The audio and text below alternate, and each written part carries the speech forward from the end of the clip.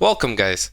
As you can see by the title, today we have a lesson on how to beat your dad at chess by none other than Paul Morphy.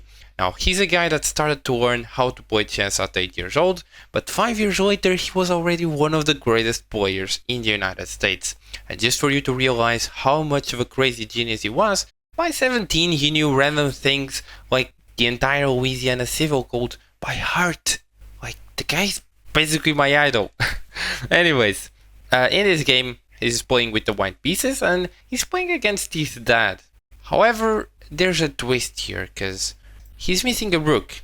So, if his dad is able to trade most of the pieces, well, he's just gonna get a winning position. But this is easier said than done against a 13-year-old who's a United States champion. So, let's see how things go.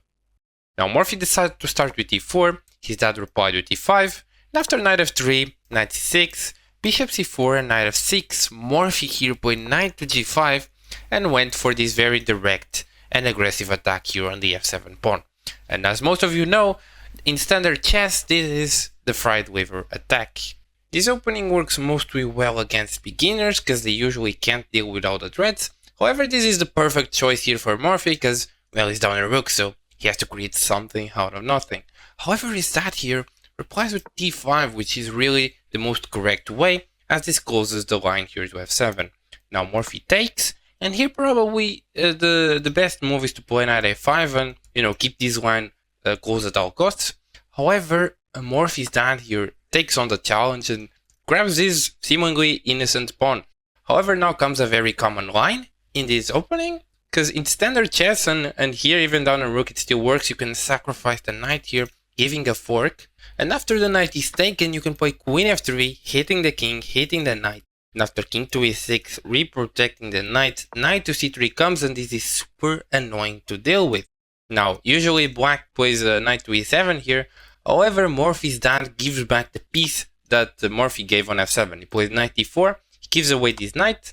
After king to d6, now this queen is under attack, now this pawn here is under attack, but Morphy here plays this very resourceful queen to f7, and all of a sudden, Morphy's dad already has some problems, because if you take a look, Morphy is already threatening knight to e4, and this would be checkmate, because as you can see, every piece takes away the remaining squares. So probably the best move here would be something like queen e7, because this opens the square for the king to run, also poses a queen trade, so Morphy's dad would be sort of fine here. However, here he tries playing a more direct approach. He tries going for bishop to e6, which, as you can see by the bar, isn't really the best approach. Now, his idea is that it also seems to trade some pieces, and that the king will be saved after bishop to e7. The king maybe can run away, but apparently not. So, if you want, you can pause the video and try to find the solution. So, yeah, give it a shot.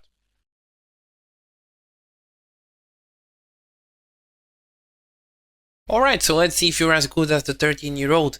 In this position, young Paul Morphy played bishop takes bishop, because after knight retakes, you can play knight to e4, and this knight here is extremely awkward. Basically, the king only has one square to move, such that the knight is still protected, and that square is d5. And if you take a look, all of a sudden your king is starting to feel a little bit adventurous, running down the board.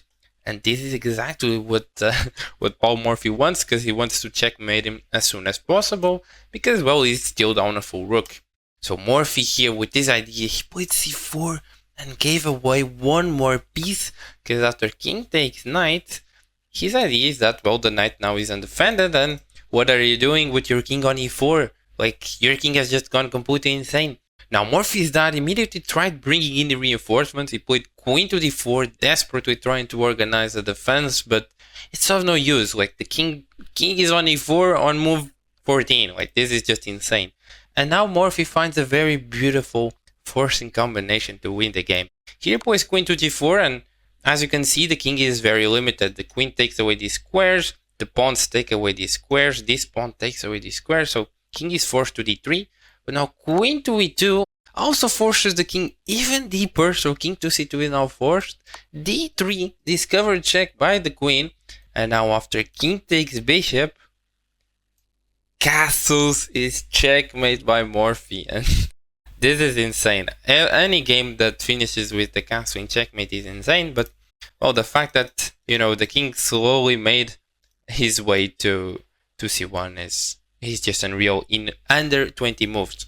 So yeah, this is just fantastic stuff. Obviously the dad didn't put the best defense, but what can you do when you're playing one of the greatest players in history, even though he's a 13-year-old? Anyways, hope you guys enjoyed. Hope you can beat your dad at chess now. If your father is Garry Kasparov, then you might have a problem, but yeah,